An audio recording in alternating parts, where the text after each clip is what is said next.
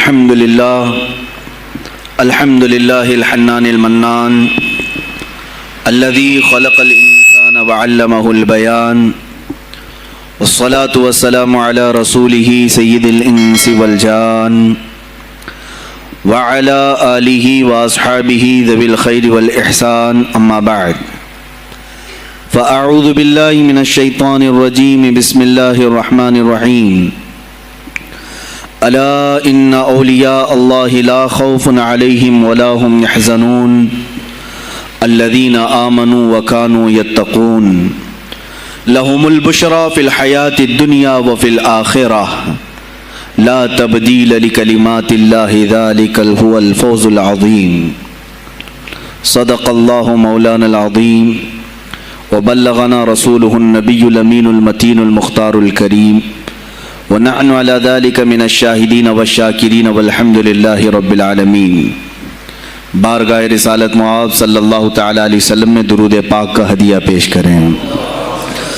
اللہم صلی علی سیدنا و مولانا محمد معدن الجود والکرم وآلہ واصحابہ الکرام وابنہ الکریم وبارک وسلم صلاة دائمة سرمدا ابدا۔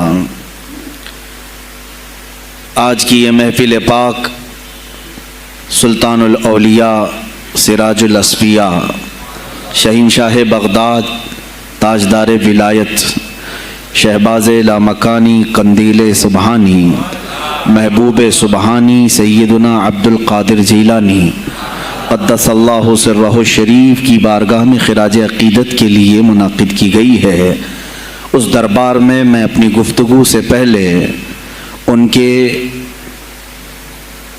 عظیم عاشق جس کو دنیا سنیت فنا فی الغوث اور مجدد میت حاضرہ کے نام سے جانتی ہے، امام احمد رضا خان قادری فاضل بریلوی رضی اللہ تعالی عنہ کی جو خراج عقیدت پیش کی ہوئی منقبت ہے، اسی سے میں بارگاہ غوث میں اپنی گفتگو کا آغاز کرتا ہوں۔ اے سلطان الاولیاء، اے شہنشاہ بغداد، واہ کیا مرتبہ اے غوث ہے بالا تیرا، اونچے اونچوں کے سروں سے ہے قدم اعلیٰ تیرا۔ توجہ، اونچے اونچوں کے سروں سے ہے قدم اعلیٰ تیرا، ارے سر بھلا کیا کوئی جانے کہ ہے کیسا تیرا۔ اے غوث پاک، سر بھلا کیا کوئی جانے کہ ہے کیسا تیرا، اولیاء ملتے ہیں آنکھیں وہ ہے تلوہ تیرا۔ ہم تو ابھی تلوے کو ہی نہیں پہنچ سکے، تمہارے سر تک کون پہنچے ہیں۔ اولیاء ملتے ہیں آنکھیں وہ ہے تلوہ تیرا۔ وہ شہنشاہ بغداد اگر ممبر پر کھڑے ہو کر کے اعلان کر دے قدمی ہادی علی رقبت کل ولی اللہ، میرا یہ پاؤں تمام اولیاء کی گردنوں پر ہے، تو پھر ہند کے خطے سے معین الدین اجمیری بھی یہ کہتے ہوں کہ بل علی رأسی و علی عینی، اے سلطان الاولیاء صرف آپ کا قدم گردن پر نہیں میرے سر پر بھی ہے۔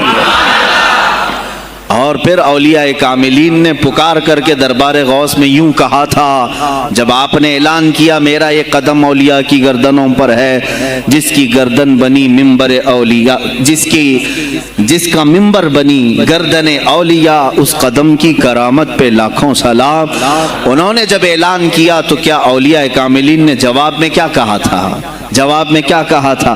غوث پاک نے جب بغداد سے پکارا تو پورے مشرق و مغرب شمال و جنوب کے اولیاء نے یوں کہا تھا، یہ دل یہ جگر ہے، یہ آنکھیں یہ سر ہے۔ یہ دل یہ جگر ہے، یہ آنکھیں یہ سر ہے، جہاں چاہو رکھو قدم غوث اعظم۔ گردن ہی کیا ہے، یہ دل ہے، یہ جگر ہے، یہ آنکھیں ہیں، یہ سر ہے، آپ کی مرضی جہاں ہو میرے آقا آپ قدم رکھتے ہیں، جہاں چاہو رکھو قدم غوث اعظم۔ عزیزان گرامی وقار، تاجدار بریلی نے شہنشاہ بغداد کی بارگاہ میں پیش اس طرح سے کیا کہ جو ولی قبل ہوئے یا بعد ہوئے سب ادب رکھتے ہیں دل میں میرے آقا تیرا، سارے اقطاب جہاں کرتے ہیں کعبے کا طواف، کعبہ کرتا ہے طواف در والا تیرا۔ اے شہنشاہ بغداد، تیری میری قسمت کی قسم کھائیں سگانے بغداد، ہند میں رہ کے بھی دیتا رہوں پہرا تیرا۔ ہند میں رہ کے بھی دیتا رہوں پہرا تیرا۔ سرکار بغداد کی بارگاہ میں پھر استغاثہ کرتے ہوئے اعلیٰ حضرت بریلوی رحمۃ اللہ تعالی علیہ یوں عرض کرتے ہیں، اے شہین شاہ بغداد، تجھ سے در، در سے سگ، اور سگ سے ہے مجھ کو نسبت، میری گردن میں بھی ہے دور کا ڈورا تیرا۔ اس نشانی کے جو سگ ہیں نہیں مارے جاتے، جس کی گردن میں قادری پٹا ہو، جس کی نسبت سلسلہ قادریہ سے ہو گئی ہو، اس کے لیے اعلیٰ حضرت بریلوی فرماتے ہیں اس نشانی کے جو سگ ہیں، ہم کتا پاک ہیں شہنشاہ بغداد کے، اس نشانی کے جو سگ ہیں نہیں مارے جاتے، حشر تک میرے گلے میں رہے پٹا تیرا۔ اور اے سننے والو، میں نے اپنے آپ کو سگ کہا، کتا کہا، تو کہیں تم اس خیال میں نہ آ جانا کہ کتا معمولی ہوتا ہے۔ آگے اعلیٰ حضرت نے اس کا بھی سوایہ کر دیا، کیا دبے جس پہ حمایت کا ہو پنجہ تیرا، کیا دبے جس پہ حمایت کا ہو پنجہ تیرا۔ ارے شیر کو خطرے میں لاتا نہیں کتا تیرا، شیر کی تک پرواہ نہیں کرتا غوث پاک کا کتا۔ تو میں نے اپنے آپ کو کتا کہا تو اس بھول میں نہ رہ جانا کہ کتے کو کوئی بھی مار لے جائے گا، اٹھا لے جائے گا۔ ہم نے کہا ہے دربار غوث کا کتا جو شیر کو بھی خطرے میں نہیں لاتا ہے۔ عزیزان گرامی وقار، بارگاہ غوث میں جو جھوم کر کے اشعار امام احمد رضا خان فاضل بریلوی رحمۃ اللہ تعالی علیہ نے بیان کیے ہیں، وہی ہماری گفتگو کا خلاصہ بھی ہیں۔ سرکار بغداد سیدنا عبد القادر جیلانی رضی اللہ تعالیٰ عنہ، یقیناً آپ کے ولی کامل ہونے پر تقریباً پوری امت کا اتفاق ہے۔ اتفاق کا مطلب صرف بریلویوں کا نہیں، دیوبندی بھی مانتے ہیں، اہل حدیث بھی مانتے ہیں، شیعہ بھی مانتے ہیں۔ غوث پاک رضی اللہ تعالیٰ عنہ کی ولایت سے ان میں سے کسی کا انکار نہیں۔ آج بھی بغداد میں جائیں، لنگر بٹ رہا ہوتا ہے، شیعہ بھی کھا رہے ہیں۔ غوث پاک رضی اللہ تعالیٰ عنہ کا لنگر آج بھی بٹ رہا ہے۔ بغداد کی وہ ایک ایسی بارگاہ ہے جہاں سنی اور شیعہ دونوں ہیں، دونوں تسلیم کرتے ہیں ان کی ولایت کو۔ اب رہے بات اہل حدیث کی یا دیوبند کی، ان کی کتابیں اٹھاؤ تو پتہ چل جائے گا کہ غوث پاک کے متعلق انہوں نے کیا کیا نہیں لکھا۔ پیر پیراں، میر میراں، شہین شاہ بغداد، بلکہ شیخ ابن تیمیہ جو ہر ولی کی تنقید کرتا تھا، ہر صوفی پر طعن و تشنیع کرتا رہا، اس نے اپنی کتاب میں لکھ دیا کہ میرے پاس اتنی تواتر تک، تواتر کہتے ہیں اتنے لوگوں کا بیان کرنا کہ جن کا جھوٹ پر جمع ہونا محال ہو۔ شیخ ابن تیمیہ کہتا ہے میرے پاس اتنی تواتر سے کسی اور کی کرامتوں کا ذکر نہیں پہنچا جتنا شیخ عبد القادر جیلانی کا پہنچا ہے۔ الفضل لما شہید بہ الاعداء، فضیلت تو اس کی ہے جس کی دشمن بھی گواہی دے رہے ہوں۔ عزیزان گرامی وقار، سرکار بغداد رضی اللہ تعالیٰ عنہ کی ولایت پر تقریباً امت کا اتفاق، بعد میں آنے والے سارے مسلمان انہیں ولی مانتے ہیں۔ اور یہ اور بات ہے کہ ولایت تک سب کا اتفاق ہے، اب غوث کے مقام کے متعلق الحمدللہ ہم منفرد ہیں اس میں، اس لیے کہ ہم انہیں غوث اعظم بھی کہتے ہیں، استغاثہ بھی کرتے ہیں۔ یہ ایک الگ ٹاپک ہے جہاں شرک، بدعت اور کفر کے فتوے لگتے ہیں کہ بریلوی اللہ کو چھوڑ کر اولیاء سے مانگتے ہیں، اور یہ بیویوں سے مانگ لیں تو کوئی حرج نہیں، ہاں اپنے بچوں سے مانگ لیں تو کوئی حرج نہیں، بلکہ چپراسی اور نیتاؤں سے مانگ لیں تو کوئی حرج نہیں۔ کسی صاحب نے آ کر کے مجھ سے کہا تھا آپ غوث اعظم کیوں کہتے ہیں؟ اعظم اللہ ہوتا ہے سب سے اعظم، غوث کہیں ٹھیک ہے۔ سلفی صاحب سے ہم نے کہا کہ آپ کو سرکار عبد القادر جیلانی کو غوث اعظم کہنے پر اعتراض ہے، لیکن ایک چوڑا چمار ملک کا پرائم منسٹر بن جائے تو اسے وزیر اعظم کہہ دیتے ہیں، کوئی دقت نہیں آپ کو، وہاں اعظم کہتے ہیں آپ، اعظم کہنے میں آپ کو وہاں جھجک بھی نہیں آتی، اور غوث پاک کو اعظم کہنے میں آپ کو شرم آنے لگتی ہے۔ یہ اپنے اپنے نصیبے کی بات ہے، آپ کا اعظم کوئی اور ہے، ہمارا اعظم کوئی اور ہے۔ عزیزان گرامی، سرکار بغداد شہین شاہ ولایت سلطان الاولیاء سیدنا عبد القادر جیلانی رضی اللہ تعالیٰ عنہ، ماں کے پیٹ سے ہی ان کو ولایت عطا کی گئی۔ یہ وہ اولیاء میں سے ہیں جن کا پیدائشی اللہ تعالیٰ نے منتخب فرمایا ہے۔ बल्कि जिस वक्त आपकी विलादत हुई, ये शाबान का आखिरी दिन, और आपकी वालिदा माजिदा के बतन से आप इस उम्र में पैदा हुए जब औरतों में औलाद की उम्मीद ख़त्म हो चुकी होती। आपकी माँ की उम्र 60 साल की थी जब आप पैदा हुए। ये खुद अपने आप में एक करामत है। और सरकार बगदाद रज़ियल्लाहु ताला अन्हु जब जीलान में पैदा हुए तो आपका मामूल तो देखें, आपकी माँ खुद बताती हैं, दूसरे साल गालिबन लोगों को चांद में शक हो गया, 29 का चांद नजर आया कि नहीं आया। बाज कहने लगे हो गया होगा, बाज कहने लगे नहीं हुआ होगा। तो यौम शक कहते हैं, यानी 30वां जो शाबान का होता है वो एक रमजान भी हो सकता है, 30 शाबान भी। तो लोग आए हजरत फातिमा उम्मुल खैर के पास जो गौसे पाक की माँ है, पूछा कि कल का चांद हुआ कि नहीं हुआ, हमें शक हो गया है। आपने कहा चांद हो गया है और रमजान शुरू हो चुका है। कहा कैसे? कहा सुबह से मेरा बेटा अब्दुल कादिर दूध को मुंह नहीं लगाया है, और मेरे बेटे का ये मामूल है पिछले रमजान से ही। जिस वक्त गौसे पाक पैदा हुए रमजान शुरू था। उनकी माँ कहती हैं सहरी से लेकर इफ्तार तक गौसे पाक अपनी माँ का दूध नहीं पीते थे। ये बचपने में माँ की गोद में रोजे का आपके ऊपर कोई मुकल्लफ नहीं थे, आप अहकाम शरीयत अभी आपके ऊपर लागू नहीं थे, लेकिन अल्लाह का एक वली आता है तो वो निज़ाम खुदा कायम करने के लिए आता है। आज मैं इसी पर गुफ्तगू करना चाहूँगा। अल्लाह के औलिया ज़ाहिर क्यों हुए दुनिया में और क्यों आते हैं? इनका सबसे बड़ा मकसद दुनिया में आने का, जलवाबार होने का, वो ये होता है कि निज़ाम खुदाबंदी को ज़मीन पर कायम करें। जिसकी कायनात है उसी की बात यहाँ पर कायम होनी चाहिए। अब ये बातें वक्त के साथ गुजरती जाती हैं और लोग भूल जाते हैं। आप सबको फिर मैं याद दिला दूं, मेरे अजीज, मैंने भी और आपने भी अल्लाह से एक वादा किया है। हमारी रूहों ने अल्लाह से वादा किया है। जब अल्लाह ताला ने हमें पैदा भी नहीं किया था उस वक्त हमारी रूहों को बुलाकर उसने एक वादा लिया, अलस्तु बिरब्बिकुम, क्या मैं तुम्हारा रब नहीं हूं? मैं तुम्हारा मालिक और खालिक नहीं हूं? तो सब की रूहों ने कहा था कालू बला व रब्बिना, क्यों नहीं मौला, तू ही तो हमारा रब है। रब ताला ने फरमाया क्या तुम इसी वादे पर बरकरार रहोगे दुनिया में जाने के बाद? सब ने कहा था हम वादा करते हैं मौला, इसी पर बाकी रहेंगे।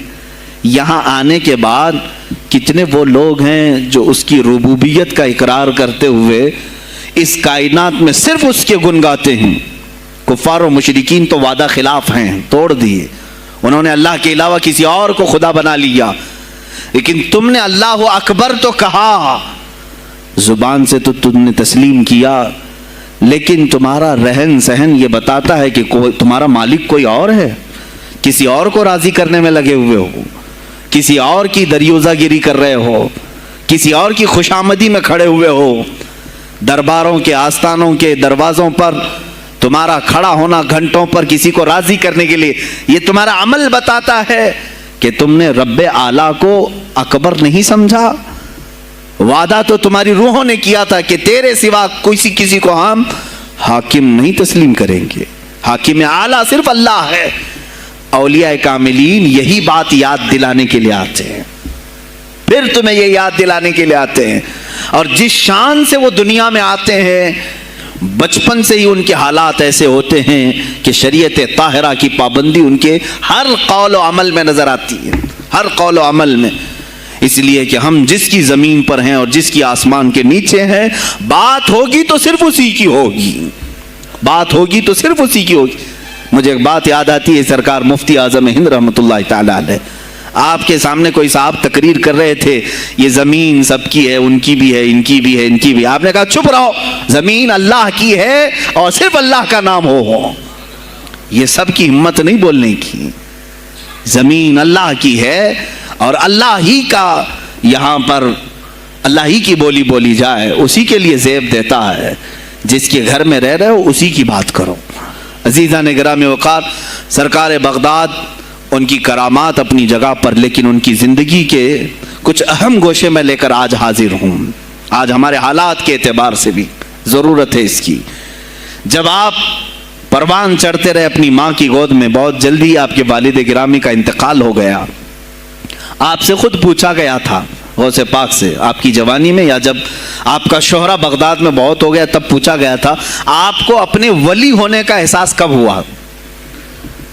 غوث پاک سے ہی پوچھا گیا تھا آپ کو کب پتا چلا اللہ نے آپ کو ولایت کا یہ مقام عطا کیا؟ آپ فرماتے ہیں جب میں 10 سال کا تھا، مدرسے جاتا تھا تو غیب سے ایک آواز آتی تھی، افصحوا فی المجالس لولی اللہ، غیب سے آواز آتی تھی اے لوگوں مجلس میں جگہ چھوڑ دو، اللہ کا ولی آ رہا ہے۔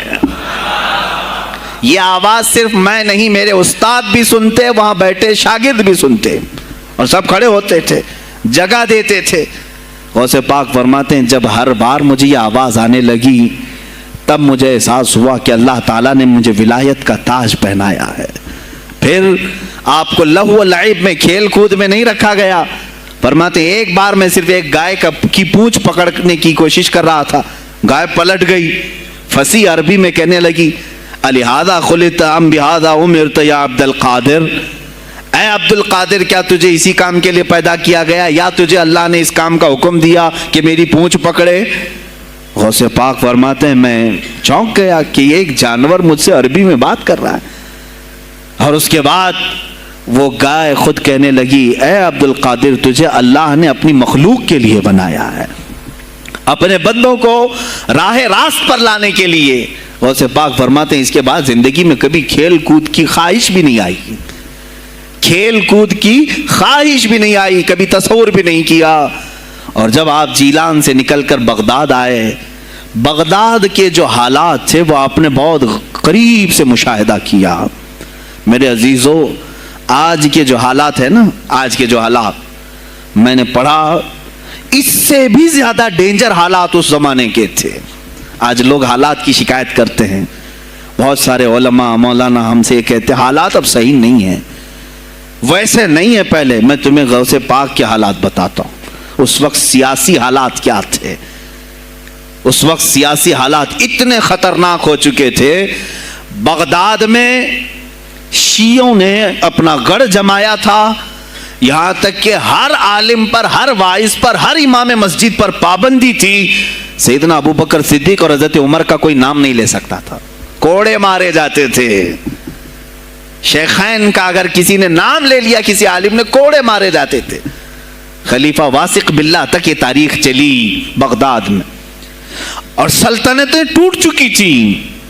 سیاسی حالات اس قدر خراب ہو چکے تھے، چھوٹی چھوٹی ٹکڑیوں میں بٹ چکے تھے مسلمان۔ مصر کی طرف دیکھیں تو فاطمی حکومت قائم ہو گئی تھی، وہ اپنے آپ کو فاطمی کہہ رہے تھے۔ بغداد میں عباسی خاندان حکومت کر رہا تھا، اور وہ بھی سمٹ کر کے صرف بغداد کے اطراف رہ گئی بس۔ پھر ترکی کی طرف دیکھیں تو سلجوکی خاندان تھا، ایک ایک ٹکڑا حکومت کر رہا تھا، اور یہی آپس میں دست بگریباں تھے، ایک دوسرے سے لڑ رہے تھے۔ اور پھر پلس اس پر ایسا کہ بازنطینی جو عیسائی تھے، صلیبی تھے، ان سلطنتوں کو آپس میں لڑا کر کے اس قدر شدت پیدا کر چکے تھے کہ بغداد والا مصر نہیں جا سکے، مصر والا ترکی نہ آ سکے۔ پھر ادھر بخارا، سمرقند، نیشاپور، یہ جو رشیا میں ہیں آج، ازبکستان وغیرہ میں، یہاں الگ ایک سلطنت قائم تھی، اور ہند میں الگ کفرستان تھا۔ سب جگہ الگ الگ حالات تھے، اور مسلمانوں کے لیے اس زمانے میں ایسے حالات ہو گئے جیسے لاک ڈاؤن ابھی کا سیم۔ میں آپ کو بتا دوں سچویشن، لاک ڈاؤن میں کیا ہوا تھا معلوم ہے؟ یہ ہمارے طلبہ دیکھیں 8 مہینے سے بیٹھے ہوئے ہیں، مدارس میں نہیں گئے، حفظ قرآن کر رہے تھے، عالم دین بن رہے تھے، مدرسے بند ہیں نا، گھروں میں بیٹھے کچھ تو آوارہ گردی کر رہے ہیں۔ اسی طرح کالج کے بچے بھی، اسکول کے بچے بھی، سب چھوٹے ہوئے ہیں لاک ڈاؤن کی وجہ سے۔ سیم یہی سچویشن اس زمانے میں ہوئی۔ بغداد علمی مرکز تھا، کوفہ اور بصرہ علم کے مرکز تھے۔ آپسی رنجشوں کی وجہ سے بادشاہوں کی طلبہ ایک جگہ سے دوسری جگہ کا سفر نہیں کر سکتے تھے، بغداد کے سارے مدرسے بند پڑے ہوئے تھے، کیونکہ طلبہ آ نہیں سکتے۔ کہاں سے آئے تم؟ مصر سے آئے، واپس جاؤ، اس سلطنت میں کیا کر رہے ہو؟ اس طرح کی سختیاں، یہاں تک کہ یہی زمانہ ہے جب حسن بن صباح نام کا ایک ایسا منافق جس نے اس زمانے کے بادشاہوں کو خرید لیا اور کچھ لوگوں کو نشے کا خوگر بنایا. حشیشین وغیرہ آپ نے سنا ہو, صلاح الدین ایوبی کا زمانہ ہے یہ. غوث پاک سے صرف 4 سال بعد صلاح الدین ایوبی آئے, صرف 4 سال بعد. اس زمانے میں حسن بن صباح نے ہزاروں نوجوانوں کو نشے کا عادی بنا دیا تھا, ہزاروں نوجوان. اور کیسا نشہ, کوکین, افیون وغیرہ سب تو لے کر کے تو لوگ ہوش میں آ جاتے ہیں. وہ ایسا تھا کہ اس نے جو نشہ دکھایا تھا, ایک چھوٹے سے کمرے میں ان کو رکھتا اور انہیں بتاتا کہ یہ درخت ہیں, یہ نہر ہے, یہ محل ہے, یہ حور ہے, تو اسے وہ جنت ہی سمجھتے تھے. اور پھر اس کمرے سے باہر نکالتا اس کو, تڑپ تڑپ کے آدمی مر جاتا کہ مجھے میری جنت میں واپس کرو. وہ جنت نہیں کمرہ ہوتا تھا, لیکن نشہ اسے ایسا کرایا جاتا تھا کہ اس کمرے کو وہ جنت سمجھنے لگتا تھا. اور ان نوجوانوں سے کیا کرایا جاتا تھا, ان کو نشے کا عادی بنا کر کے باہر نکالا جاتا, انہیں ٹارگٹ دیا جاتا, فلاں مجلس میں جاؤ, فلاں خلیفہ کو قتل کرو, فلاں وزیر کو مارو, فلاں سپاہیوں کو مارو, فلاں عالم دین کا قتل کرو. اور وہ اپنا ٹارگٹ پورا کر کے آتے, اس لیے کہ انہیں نشہ چاہیے تھا. وہ 1 دن 2 دن سے زیادہ اس نشے کے بغیر رہ نہیں پاتے ہیں. وہ اپنا ٹارگٹ کرنے کے لیے اپنی جان بھی جوخم میں ڈالتے ہیں. اس طرح کے کئی حملے خلفاء پر کرائے حسن بن صباح نے. اور جانتے ہیں, میں نے آج تاریخ دیکھی, حسن بن صباح نے علماء اہل سنت کو اس زمانے کے 40,000 علماء کو قتل کرایا. یہ وہ زمانہ تھا جب بغداد کا حال یہ تھا کہ نشہ زیادہ ہو چکا تھا, علم دین کے مراکز بند ہو رہے تھے, اور علماء بولنے میں ہچکچا رہے تھے, ڈر رہے تھے, اور سلطنتیں آپس میں ایک دوسرے سے ٹکرا رہی تھیں. جو خلیفہ بیٹھتا وہ نہایت عیاش قسم کا خلیفہ آتا تھا. اکثر خلیفہ عیاش آئے, ان کے حریم میں, ان کے حرم خانے میں, یعنی ان کے محل میں 40 عورتیں ہوا کرتی تھیں جن کے ساتھ وہ وطی کرتے, جمع کرتے. جبکہ وہ مسلمان خلیفہ ایک بادشاہ کے لیے, چاہے کوئی بھی ہو, 4 سے زیادہ کی اجازت ہے, 40 کنیزاؤں کے ساتھ وہ زندگی گزار رہے ہوتے. اس میں عیسائی بھی ہوتی, یہودی بھی ہوتی, سب قسم کی ہوتی. یہ خلفاء کا حال تھا. تم کیا کہہ رہے ہو ہمارے زمانے کو؟ ارے حالات برے ہیں, حالات برے ہیں. ابھی اور میں بتاؤں کتنے برے حالات اس زمانے میں تھے. علماء کو کوڑے مارے جاتے تھے اگر بولے. ارے شیخین کا نام لینے پر پابندی بغداد میں لگ گئی ہو, اس سے بڑا اور ظلم کیا ہو سکتا ہے؟ سیدنا ابو بکر صدیق, حضرت عمر کا نام لینے پر کوڑے مارنے لگائے جاتے. ایسے حالات میں شہنشاہ بغداد سیدنا عبد القادر جیلانی بغداد آئے ہیں جب آپ کی عمر صرف 18 سال کی تھی. 18 سال کی جوانی میں آپ نے ملاحظہ کیا, حالات کو دیکھا, تعلیم حاصل کی بڑے بڑے اساتذہ سے. آپ کے اساتذہ فقہ میں الگ ہیں, حدیث میں الگ ہیں, تفسیر میں الگ ہیں, علم کلام میں, کئی علوم و فنون پہ آپ نے مہارت حاصل کی. اس کے بعد حالات دیکھ کر کے آپ نے کیا کہا, یہ اب یہاں سے میں ہر ایک عالم دین کے لیے بشمول من میرے لیے نصیحت سمجھتا ہوں. غور سے سن لیں. غوث پاک رضی اللہ تعالیٰ عنہ کی زندگی میں ایک موڑ ایسا آیا, اور شاید میں نے بھی کبھی کئی مرتبہ اس طرح سوچا ہے, میں کمپیئر نہیں کر رہا ہوں, لیکن سنیں, حالات کو دیکھ کر کے غوث پاک نے جنگل کا رخ اختیار کر لیا. کیا لینا دینا ہے اس دنیا سے؟ اور آپ خود فرماتے ہیں کہ میرے دل میں یہ ارادہ تھا, نہ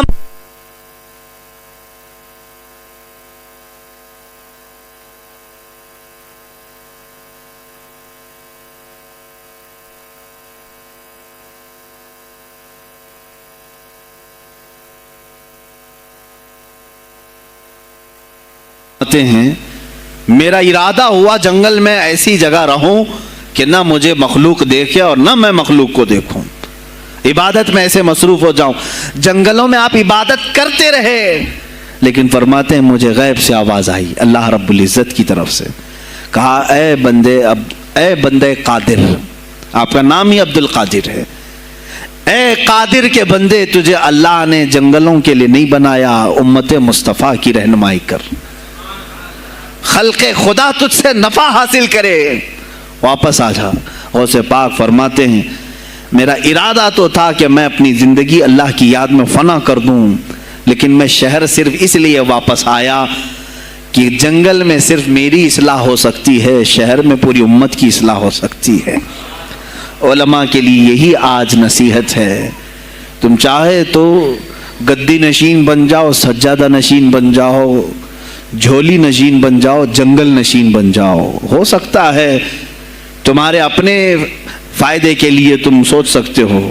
میں نے ابھی یہ کہا، میرے دل میں ارادہ تھا کہ گوشہ نشین ہو کر کے اپنی عبادت کریں، اپنی آخرت کی فکر کریں، نہیں، علماء کو اللہ تعالیٰ نے علم عطا کیا ہے امت مصطفیٰ کی رہنمائی کے لیے، یہ امانت ہے، چاہیں تو بھی چھپ نہ سکیں۔ عزیزان کرام وقار، غوث پاک رضی اللہ تعالیٰ عنہ واپس بغداد آئے۔ اچھا وہ اتنی عبادتوں کے عرصے میں جانتے ہیں کہاں کہاں کا سفر نہیں کیا انہوں نے؟ جنگلوں کا سفر، صحراؤں کا سفر، بیابانوں کا سفر، یہاں تک کہ سری لنکا کی سرزمین تک پہنچے، ملتان تک آئے۔ یہ تاریخ کی کتابیں بتاتی ہیں آپ نے پیدل یہ سارے سفر کیے، پھر واپس اسی بغداد آئے جہاں کے حالات بڑے ہی کشیدہ تھے، اور خلفائے وقت کے خلاف زبان کھولنا یہ آگ سے کھیلنے کے برابر تھا، آگ سے کھیلنے کے برابر تھا۔ اور سب سے بڑا مسئلہ تو غوث پاک کے لیے یہ تھا کہ آپ بغداد کے نہیں تھے، عراق کے نہیں تھے، آپ جیلان سے آئے تھے۔ جیلان ایران میں ہے، اس زمانے میں طبرستان ایک صوبہ تھا، طبرستان کا ایک شہر جیلان تھا، جیلان سے آئے ہوئے تھے بغداد میں۔ آپ کی زبان فارسی تھی، فارسی زبان کا ایک طالب علم بغداد میں آیا ہے، اور بغداد پورا عربیوں کا ہے، فصیح عربی بولنے والے لوگ، اور نہایت ہی عیاشی میں پڑے ان کی اصلاح کیسے کریں۔ دل میں بار بار یہ احساس ہوتا، غوث پاک فرماتے میری زبان فارسی تھی اور ان کی زبان عربی ہے، میں ان سے خطاب کیسے کروں، ان کو اصلاح کے راستے پر کیسے لاؤں؟ بار بار سوچتے تھے، لیکن دل میں ایک درد ہوتا تھا کہ امت مصطفیٰ کو اس حال میں نہیں چھوڑنا چاہتا۔ ایک دن ایک مسجد میں غمگین حالت میں سوئے، ظہر کا وقت تھا، نماز پڑھ کر کے آپ آرام کر رہے ہیں، اور جیسی آنکھ بند ہوئی سرور کائنات صلی اللہ علیہ وسلم تشریف لائے۔ پوچھا عبد القادر کیوں غمگین ہے میرے بیٹے؟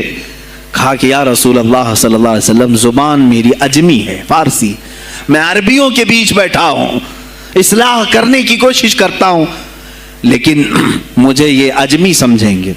اللہ کے نبی صلی اللہ علیہ وسلم نے فرمایا تو اپنا منہ کھول۔ آپ نے منہ کھولا، حضور پاک نے اپنا لعاب پاک ڈالا، دوسری بار ڈالا، تیسری بار ڈالا، چوتھی بار ڈالا، پانچویں، چھٹی، 7 مرتبہ حضور پاک نے اپنا لعاب پاک دیا اور کہا عبد القادر اب اٹھ اور بیان کرو۔ فرماتے ہیں خواب میں نے حضور اکرم صلی اللہ علیہ وسلم کا لعاب پاک لیا، تھوڑی ہی دیر گزری تھی، میرے خواب میں ہی میرے جد کریم مولا کائنات علی مرتضیٰ تشریف لائے۔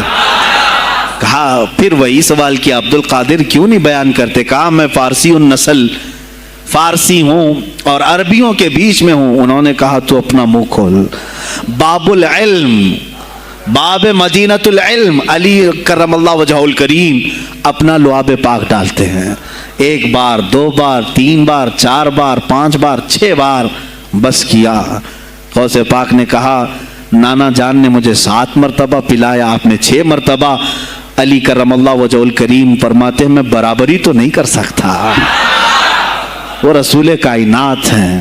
عزیزان گرامی وقار، غوث پاک فرماتے ہیں پھر میری آنکھ کھلی، اور اسی جامع مسجد میں جب میں کھڑا ہوا اور خطاب کے لیے لوگوں کو پکارا تو دیکھا ادھر سے بھی مخلوق آ رہی ہے، ادھر سے بھی آ رہی ہے، سامنے سے بھی آ رہی ہے، مجمع اتنا کثیر کہ تل دھرنے کی جگہ مسجد میں نہیں تھی۔ اور جب آپ کا خطاب ختم ہونے کو تھا لوگ اپنے کپڑے پھاڑنے لگے اور بے ہوش ہونے لگے، इतनी तीर बहदफ कलमात थे कि सीधे सीने में पैवस्त हो जाते, दिलों में उतर जाते।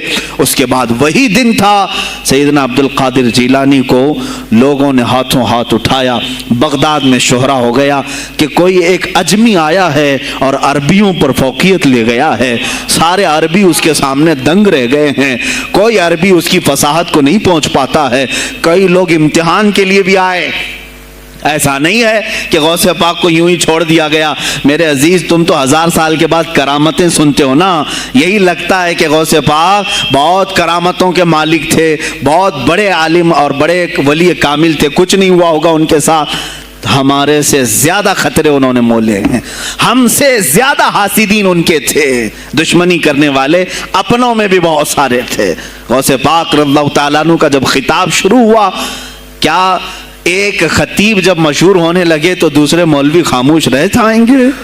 हसद की चिंगारी भड़कती है, वो गौसे पाक के खिलाफ भी भड़की। और बगदाद में जब ये शोरा होने लगा तो कई उलमा उस वक्त के जो बड़े बड़े पाए के आलिम हैं, उनकी किताबें आज भी मौजूद हैं, मैं नाम तज़किरे नहीं कर रहा, लेकिन उन्होंने टेस्ट लेने की गरज से, इम्तिहान लेने की गरज से कई लोगों को सवालात भेजे। एक दिन मजलिस में ऐसा था कि गौसे पाक तफसीर कुरान बयान करते थे। तफसीर कुरान बयान करना गौसे पाक का महबूब मशगला था, रोज़ाना कुरान की तफसीर अर्ज करते। एक दिन मजलिस में बड़े बड़े उलमा की जमात, जिसमें अब्दुर्रहमान जोजी जैसे बड़े फ़कीह मुहद्दिस हैं, इनकी एक जमात आई। कुरान की जो आयत की तफसीर वो कर रहे थे, उस तफसीर को कई किताबों से उन्होंने अखज़ किया और लेकर के आए, मजमे में बैठे हैं। गौसे पाक ने तफसीर शुरू की। एक आयत की कितनी तफसीरें हो सकती हैं, कितनी तफसीरें हो सकती हैं। एक तफसीर बयान किया, उसके बाद कहा इस आयत की एक दूसरी तफसीर ये है। फिर थोड़ी देर के बाद गौसे पाक ने फरमाया इसकी एक तीसरी तफसीर ये है। फिर कहा उसकी एक चौथी तफसीर ये है। फिर कहा उसकी एक पांचवी तफसीर ये है। बयान करते जा रहे हैं, करते जा रहे हैं, यहाँ तक के 13 तफसीरें हो गई। जो बैठे हुए थे वो आशाश करने लगे। उसके बाद इतना ही नहीं, आगे बढ़ते रहे, आगे बढ़ते गए। 40 तफसीरें एक आयत की आपने बयान की। जो आए थे वो खड़े हो गए और उसके बाद गौसे पाक रज़ियल्लाहु ताला अन्हु को देखने लगे। गौसे पाक ने उनको मुखातब करके कहा, ऐ गिरोहे उलमा, ऐ जमात उलमा, तुम 13 तफसीरें याद करके आए थे एक आयत की, क्या वो मैंने शुरू से 13 तक सही बयान किया? सब अपने जुब्बे उठाने लगे। कहा हम तो ये 13 तफसीरें पढ़कर आए थे ये सोच करके कि शेख अब्दुल कादिर जीलानी को 2-3 से ज्यादा तफसीरें नहीं आती होंगी। 13 के बाद आप तो 40 तक पहुंचे, वहां तो हमारा भी इल्म नहीं पहुंचा। जमात उलमा दंग रह गए और उसके बाद तौबा भी किया। कहा हमारे दिलों में बदगुमानी आ गई थी, हम तौबा करते हैं। गौसे पाक रज़ियल्लाहु ताला अन्हु, एक और मजमा है, एक और मजमा ऐसा है कि उसमें 40 के करीब उलमा है। सवालात अलग अलग अलग लेकर के फंसाएंगे किसी तरह से इनको, डिफिकल्ट सवालात लेकर के। एक बात याद रखना, मिशकात शरीफ की हदीस है, जिसने इल्म इसलिए हासिल किया कि किसी आलिम को नीचा दिखा दूं, उसे फंसा दूं सवाल करके, हुजूर फरमाते हैं क़यामत के दिन उसे आग की बेड़ियां पहनाई जाएंगी, उसकी जुबान को आग की कैंची से खींचा जाएगा। इसलिए इल्म हासिल मत करो, किसी को नीचा दिखाना, किसी को बेवकूफ़ बनाना। एक किताब कहीं से पढ़ कर क्या आए, मौलाना के पीछे पड़ गए, ये बताओ सही है कि नहीं है। फिर अगर उस मौलाना साहब के दिमाग में उस वक्त वो मसला नहीं था, उन्होंने कहा नहीं मालूम, तो आपको लगा कि हाँ मेरे से ज़्यादा तो इनको भी नहीं मालूम। तुमने तो एक ही चीज़ हल करके उनके सामने पेश की है। अजीज़ा निगरामी, इस तरह की चीज़ें हरगिज़ ना करें, ये बहुत बड़ा गुनाह है मुगालते में डालना। गौसे पाक रज़ियल्लाहु ताला अन्हु एक जमात से खिताब कर रहे हैं। 40 उलमा है, अलग अलग अलग सवालात नोट करके, मैं ये पूछूंगा, तुम ये पूछना, तुम ये पूछना। गौसे पाक रज़ियल्लाहु ताला अन्हु ने अपना खिताब किया और सवालात के लिए उस दिन महफिल का वक्त ही नहीं दिया। कहा आज सवालात कोई नहीं करेगा। वो लोग तो सवालात लेकर के आए थे। सब मजमे में खिताब के बाद जिसको जो पूछना है आप कहते हैं कि पूछ लो, उस दिन का कोई नहीं पूछेगा, आओ सिर्फ मुसाफा करके जाओ, आओ सिर्फ मुसाफा करके जाओ। तो ये जो उलमा की जमात थी, इनको बुलाया, ایک آتے ان کو سینے سے سینہ لگاتے اور کہتے تیرا یہ سوال تھا، اس کا یہ جواب ہے. دوسرا آتا اس سے کہتے تو یہ گھر سے سوچ کے آیا تھا، تیرا سوال یہ ہے، اس کا جواب یہ ہے. اس طرح 40 سے مصافحہ کیا، معانقہ کیا. ان کے سوالات کے پوچھنے سے پہلے جوابات بھی دے دیے اور اس کے بعد کہا کہ اے گروہ علماء، تم سوال کرتے اور میں جواب دیتا تو عبد القادر کی کیا اس میں خصوصیت تھی؟ تم سوال بھی نہ کرو، میں جواب دوں، تب پتا چلے گا کہ میں بندہ قادر ہوں، میں قادر کا بندہ ہوں. تم نے سوال بھی نہیں کیا اور میں جواب دوں تو تمہیں احساس ہوگا کہ میں قادر کا بندہ ہوں. اللہ رب العزت کا کی صفاتی نام ہے. عزیزان گرامی وقار، علماء نے تنگ کیا، پریشان کیا، آپ کے مجموعوں کو روکنے کی کوشش کی، لیکن ایسا نہیں ہے کہ غوث پاک نے ہر ایک کو اپنی کرامت سے زیر کر دیا ہو، ان علماء کو پورا سلا دیا ہو. نہیں، فیس کیا ہے، مقابلہ کیا ہے، پریشانیاں اٹھائی ہیں. اور خلفاء کے وقت کے سلاطین کی بھی بہت ساری ایسی سختیاں تھی جس کو آپ نے برداشت کیا. کئی لوگوں نے آپ پر پابندیاں لگانے کی کوشش کی تھی. یہ تو سرکار غوث پاک کی استقامت تھی کہ آپ جمے رہے. اور سب سے بڑا کام آپ کا کیا تھا معلوم؟ خانقاہ کے گدی نشینوں، غور سے سنو، جو غوث پاک کا نام لیتے ہیں، سرکار غوث پاک رضی اللہ تعالیٰ عنہ کی اس صفت کو میں بیان کروں تو یہ بغلیں جھانکیں گے. ابھی غوث پاک نے سب سے بڑا کردار کیا کیا جانتے ہیں آپ؟ لوگ کہتے ہیں خانقاہی ماحول قائم کرنا ہے، اللہ اللہ کرو، تسبیح لو، دلوں کی صفائی کرو، سب صحیح ہے، لیکن غوث پاک نے تقریباً 25 سال صرف جہاد پر بیان کیا ہے. صرف جہاد پر کہا کہ اے گروہ مسلمین، تم پر اللہ نے ذلت مسلط کر دی ہے اس لیے کہ تم نے کوششیں ترک کر دی ہیں. حکومتوں کو صحیح کرنے کے لیے آپ نے باغ ڈور سنبھال لی تھی. غوث پاک جب بیان کرتے منبر سے تو وقت کا جو تخت تھا وہ بھی ہلنے لگ جاتا تھا. خلیفہ مستنجد باللہ اس زمانے کا خلیفہ ہے اور تنگ آ گیا غوث پاک کے پاس. جب وہ بیان کرتے اور ان کی عیاشیاں کھول کھول کر کے ذکر کرتے تو لوگوں میں اب احساس جاگنے لگا، کوئی تو اللہ والا آیا ہے جو نظام خداوندی قائم کرنے کی بات کر رہا ہے، نظام مصطفیٰ قائم کرنے کی بات کر رہا ہے. بغداد کی یہ حالات جب ہونے لگے میرے عزیزو، سلطان الاولیاء غوث پاک کی ہی شہ پر جانتے ہیں صلاح الدین ایوبی جیسا ایک مرد مجاہد پیدا ہوا ہے. یہ آپ کی تحریک تھی، غوث پاک کی تحریک تھی کہ جب بازنطینی عیسائیوں سے آپ نے اپنی پوری امت کو آگاہ کیا کہ تم سو رہے ہو، تم اپنی عیاشیوں میں ہو، تم اپنے نشے میں ہو، تمہارا دشمن تاک میں لگا ہے، گھات لگا کر کے بیٹھا ہے. اور ہوا بھی یہی کہ غوث پاک کے وصال کے صرف 10 سال بعد صلیبیوں نے حملہ شروع کر دیا بغداد پر، مصر پر، ترکی پر، ہر جگہ. اور یہی حملے کی وجہ تھی صلاح الدین ایوبی جیسا مرد مجاہد کھڑا ہوا اور پھر انہوں نے پورے بیت المقدس کو فتح کر کے اپنے سر ایک صحرا باندھا. آج تک امت اس کے احسان کو یاد کرتی ہے. میرے عزیزو، غوث پاک کے زمانے کے ہیں صلاح الدین ایوبی. اتنا ہی نہیں، آپ ہی کی تحریک تھی، غوث پاک کی تحریک تھی کہ تم جوانوں کو تیار کرو، تمہاری زندگی عیاشی کے لیے نہیں، اللہ کا نظام قائم کرنے کے لیے ہے. تم اللہ کا نظام قائم کرنے کے لیے آئے ہو دنیا میں، کیونکہ اللہ نے تمہیں خلیفۃ اللہ کہا ہے. اللہ کے تم خلیفہ ہو، تم نائب ہو اللہ کے. تم یہاں پر اپنی موج مستی کے لیے نہیں آئے. اب اس زمین پر بات ہوگی تو صرف میرے مولا کی ہوگی، اس زمین پر بات ہوگی میرے مصطفیٰ کی ہوگی. یہ سیدنا عبد القادر جیلانی کا اعلان تھا. ہے کوئی آج پیران اسلام وہ اعلان کریں کہ آج اس زمین پر صرف ہم ناموس رسالت کی بات کریں گے؟ کون ہے؟ کیوں بیٹھے ہو؟ غوث پاک سے اگر تمہاری ادنا سی نسبت ہے تو پھر تمہیں اپنے جوانوں کو، اپنے مریدوں کو یہ سکھانا ہوگا کہ موٹے موٹے نذرانے دینے سے نہیں چلے گا، اپنی گردنیں حضور کو پیش کرنے کے لیے تیار کرو.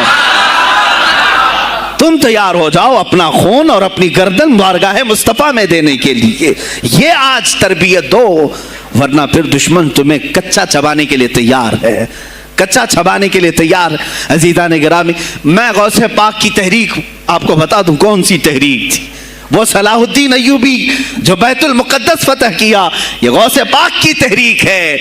और फिर चंद सालों के बाद पूरे आलम इस्लाम में जो खिलाफत उस्मानिया कायम हुई, गाजी अर्तगल जो आए, ये तहरीक भी गौस आज़म की पैदा की हुई थी।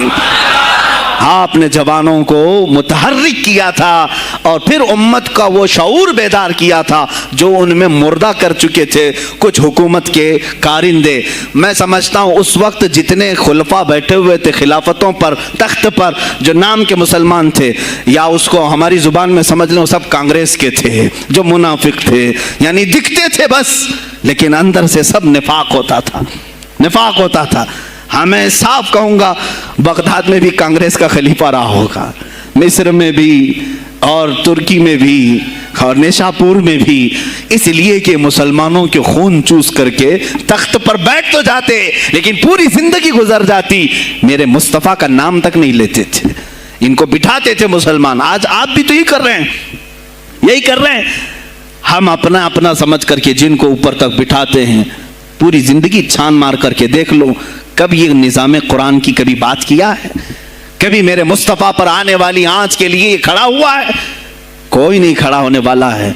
इनके सफ़ेद कुर्ते और इनके सफ़ेद पाजामे सब कफन बनकर रह जाएंगे और कुछ भी नहीं होगा। अजीज़ान गिरामी वक़ार, आपको सरकार बगदाद रज़ी अल्लाह ताला अन्हु की तहरीक में बताऊं, तुर्की से निकलने वाली खिलाफत उस्मानिया गौस आज़म की पैदा की हुई तहरीक थी। इतना ही नहीं, आपके आखिरी ज़माने में सरकार ख्वाजा गरीब नवाज मोइनुद्दीन चिश्ती रज़ियल्लाहु ताला अन्हु की मुलाकात बगदाद में हुई।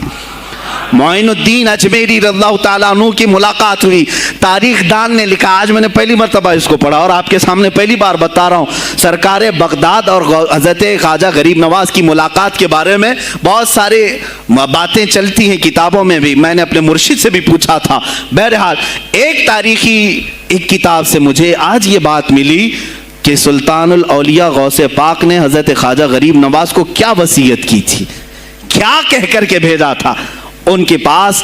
गौसे पाक ने, गरीब नवाज ने बहुत सारी इनामात, औराद, वज़ाइफ, तुरुक, इजाज़ात सब हासिल किए, लेकिन हिंदुस्तान जब आए क्या किया उन्होंने, ये भी बताया गया कि गौसे पाक की ये तहरीक थी। क्या? सुल्तानुल हिंद सरकार गरीब नवाज ने शहाबुद्दीन गौरी को बुला करके हिंदुस्तान में परचम इस्लाम लहराने का हुक्म दिया था। ये तहरीक भी सरकार गरीब नवाज ने लाई थी बगदाद के वली कामिल से। तुम क्या समझते हो, या औलिया खाली मुसल्ला लेकर के घूमते थे, या औलिया इकराम सिर्फ गद्दी नशीन थे?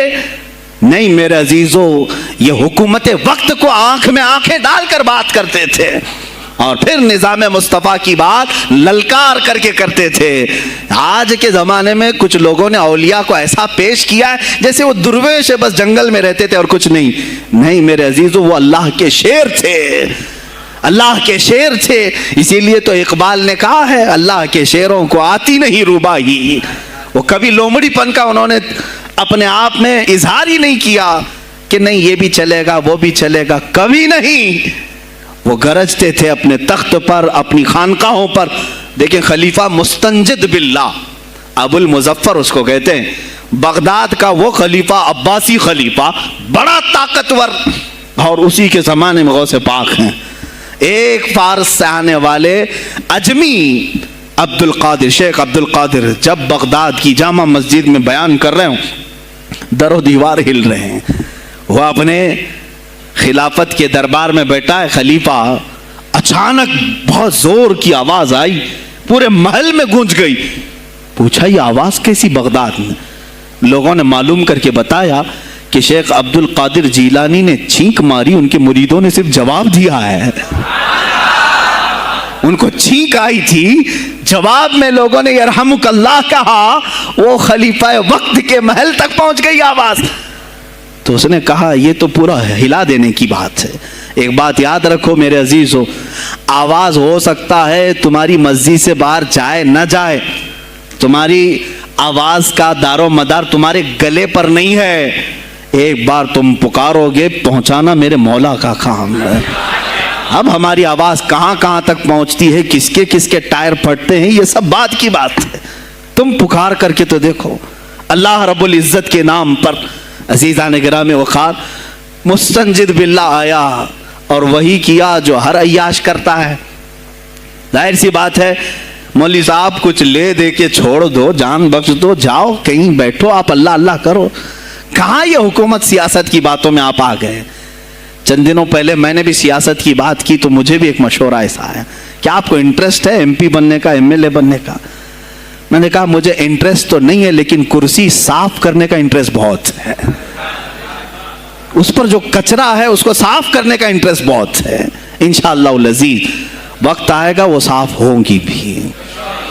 عزیزان گرامی مستنجد باللہ 10 اشرفیوں کی تھیلیاں لے کر سونے کی غوث پاک کے دربار میں آئے۔ آپ مریدین کے ساتھ بیٹھے، ارے وہ حال و قال کی مجلسیں ہیں۔ مستنجد باللہ آیا غوث پاک کی بارگاہ میں، کہا کہ یہ حضور آپ قبول کر لیں، نذرانہ ہے۔ آپ نے کہا تو رکھ لے اپنا نذرانہ، تو اپنے پاس رکھ لے۔ کہا کہ ہدیہ قبول کرنا سنت ہے، آپ سنت کے خلاف کرتے ہیں۔ غوث پاک نے کہا اللہ ایک تھیلی لیا اور اپنے بغل میں دبا کر کے اس کو نچوڑنا شروع کیا تو اس سے خون ٹپکنا لگا۔ خون اتنا ٹپکنے لگا تو حاضرین مجلس دم بخود رہ گئے۔ خلیفہ مستنجد باللہ بھی دیکھ رہا تھا۔ غوث پاک نے فرمایا ابھی تو یہ ایک تھیلی ہے، میں 10 کو نچوڑوں گا تو یہ خون تیرے دربار تک پہنچ جائے گا، تیرے دربار تک پہنچ جائے گا۔ تو مجھے وہ اشرفیاں دینے آیا ہے جو تو نے غریبوں کے مال کو چوس کر کے حاصل کیا، تو مجھے خریدنے کے لیے آیا ہے۔ اگر مجھے تیرے خاندان کی حرمت کا خیال نہ ہوتا تو میں آج پورے بغداد کی نالیوں میں اسی کا خون بہاتا۔ خلیفہ مستنجد باللہ بے ہوش ہو گیا، اور اس کے بعد جب ہوش آیا اس نے توبہ کیا اور آپ کے ہاتھ پر بیعت بھی کیا۔ اب اس کے بعد وہ خلیفہ ایسا پاک ہوا، نظر غوث جو پڑھی۔ اب اس کے بعد دربار خلافت کے حالات کیا ہو گئے سنیں۔ میں آج سیاست پر بات کر رہا ہوں۔ اب خلیفہ مستنجد باللہ کا دل جب صاف ہوا، 8 دن کے بعد وہ حاضر آیا، کہا سلطان الاولیاء اے شیخ عبد القادر جیلانی آپ حکم فرمائیں کہاں کس طرح کا گورنر رکھنا چاہیے، گورنر کس طرح کا ہونا چاہیے آپ دیں۔ غوث پاک نے اپنے خلفاء کو حکم دیا کہ لسٹ بنائی جائے، اسلامی سلطنت میں گورنر کون ہوگا؟ لسٹ بنی، کہا وہ ہوگا جس کی تہجد قضا نہیں ہوتی، وہ گورنری پر آئے گا جو سنت رسول کو ہلکا نہیں سمجھتا ہوگا، وہ گورنری پر آئے گا جس کی نمازیں کوئی قضا باقی نہ رہی ہوں، اس لیے کہ جو اللہ کا قرضہ باقی رکھے گا وہ لوگوں کا بھی مال کھا جائے گا۔ آپ نے لکھایا نام، خلیفہ مستنجد باللہ نے آپ کے اشارے پر گورنر پورے تبدیل کر دیے۔ ہر جگہ پر ایسے لوگوں کو رکھا جو سرکار غوث پاک کے یا تو مرید تھے یا خلیفہ تھے یا شاگرد تھے، اور ان کے دلوں میں اللہ کا خوف تھا، اور وہ پورے بغداد اور آس پاس کی سلطنتوں کو سنبھالے ہوئے تھے۔ ایک وقت ایسا آیا کہ وہی چند سال پہلے جو بغداد نشے میں ڈوبا ہوا تھا، 10 سالوں کے بعد لوگ کہنے لگے کہ آج بغداد ایسا لگ رہا ہے جیسے عمر بن خطاب کا زمانہ آ گیا ہو، عمر بن خطاب کا زمانہ آیا ہو۔ تم نے تو غوث پاک کی 11ویں کھائی ہے نا، اصلاح حکومت ان سے نہیں سیکھا، وہ آئے تھے نظام تبدیل کرنے کے لیے۔ آج میں علماء سے بھی یہی کہوں گا، تم حق بات تو پہنچاؤ قوم تک۔ آج حالات ایسے ہیں میرے عزیزوں، ڈر اور خوف ان کے سینوں پر طاری ہوا۔ کس بات سے ڈرتے ہو؟ کیا تم نے اللہ کی ذات پر ایمان نہیں لائے؟ یہ نہیں کہتے ہو موت و حیات اللہ کے ہاتھ ہے، رزق اللہ کے ہاتھ ہے، پھر ڈرتے حکومت وقت سے کیوں؟ مجھے ابھی چند دنوں پہلے ایک میسج یہ بھی آیا تھا کہ حضرت آپ تو پاکستان کے علامہ خادم حسین کی تعزیت پر بیان کر رہے ہو، آپ دیکھ نہیں رہے یہاں کا ماحول کیسا ہے؟ عزیزان گرامی اس دن مجھے افسوس اس بات پر ہوا، سوال پر، ہائے افسوس، اس قدر تمہارے ضمیر مردہ ہو گئے، اس قدر تم بزدل ہو گئے، لاکھوں لوگوں کے دلوں میں شمع عشق مصطفیٰ جگانے والے پر تمہاری زبان بند ہے، तुम्हारी जुबान बंद है। मैंने सिर्फ एक जुमला कहा, कोई फर्क नहीं पड़ता, मैं उस मुल्क में रह रहा हूं जहां का प्राइम मिनिस्टर एक सुअर खबीस फ्रांस के सदर के लिए ट्वीट कर सकता है, तो मैं पड़ोसी मुल्क की किसी आशिक रसूल की ताजियत क्यों नहीं कर सकता? क्यों नहीं ताजियत कर सकता? अगर हिंदुस्तान की तख्त पर बैठने वाले को फ्रांस के सदर से कोई दिली इश्क है, मोहब्बत है, तुम उसकी माशूका हो या महबूबा हो, मुझे फर्क नहीं पड़ता, लेकिन इतना जरूर है, आशिक रसूल मशरिक में हो, शुमाल में हो, जुनूब में हो, मगरिब में हो, जब उसकी रूह जाएगी तो हमारी भी रूह तड़पेगी। हमारी डोर बंधी हुई है मदीनतुर रसूल से। मेरे आका सल्लल्लाहु अलैहि वसल्लम की जो बात करेगा वो फिर किसी भी मुल्क का बाशिंदा हो। तुम कहते हो ताजियत के लिए, अरे मेरे अजीज, अगर मैं सामने होता तो उसके कदमों की खाक में अपने अमामे पर रखता।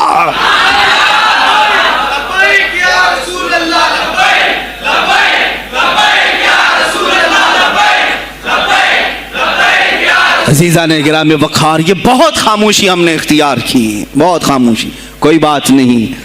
तुम देखोगे हालात ख़राब होने की जो शिकायत आज कर रहे हैं उलमा, तुम सब के सब जाओगे। मुझे अभी बच्चों ने बताया कोई कांग्रेस के लीडर का इंतकाल हो गया तो पीर साहब ताज़ियत के लिए बाहर खड़े हो गए, बाहर आ गए, हम उनकी ताज़ियत करते हैं। डूब मरो चुल्लू भर पानी में, तुम्हारी गद्दी पे ही मर जाओ। तुम्हारी जुबानों पर जब आशिक रसूल के लिए ताज़ियत के अल्फाज आने में हिचकिचाहट आती है, कौन सा इश्क रसूल, कौन सा कलमा तुमने पढ़ा है? गौसे पाक की अगर तुम्हारे अंदर जरा बराबर भी निस्बत है तो मैं कहूँगा मेरे अजीज़ो, सुल्तानुल औलिया गौसे पाक आशिक रसूल ही नहीं, फना फिर रसूल थे। मेरे नबी की बात पर अगर कोई उंगली भी उठाता, आप या तो अपनी करामत से उसका मुंह तोड़ जवाब दे देते। किसी ईसाई ने सिर्फ ये कहा था मेरे नबी ईसा अफजल है, वो मुर्दों को जिंदा करते थे, आपको जलाल आया, कहा मोहम्मद अफजल नहीं है इसलिए कि वो मुर्दे जिंदा नहीं करते थे, आप उसका हाथ पकड़कर कब्रिस्तान ले गए। मेरे नबी पर बात करता है, मैं तुझे जिंदा करके दिखाता हूं।